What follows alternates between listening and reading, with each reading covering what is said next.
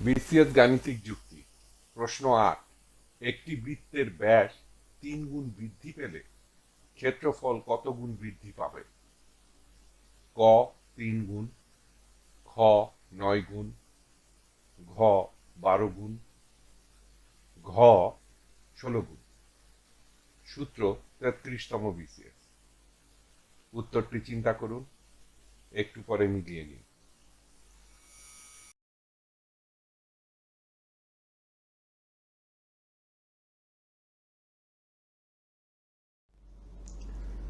সঠিক উত্তর ঘ ৯ গুণ।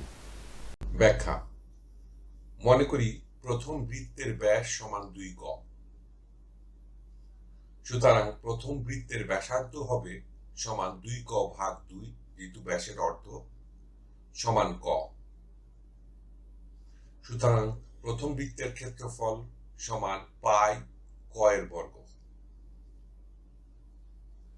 প্রশ্নানুসারে বৃত্তের ব্যাস বৃদ্ধি পায় ৩ গুণ।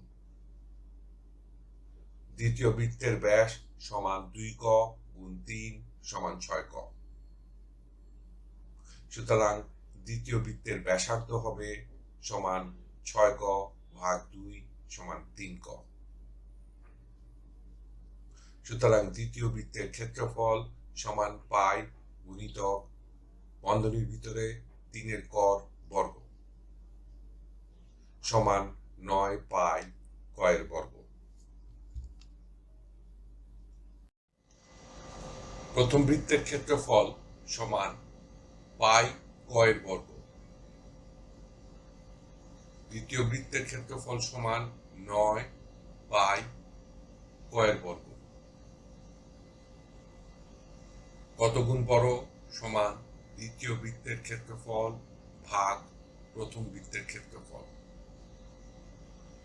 সমান ৯ পাই ক এর বর্গ ভাগ পাই ক এর বর্গ। পাই ক এর বর্গ পাই ক এর বর্গ কেটে যাবে, সমান ৯।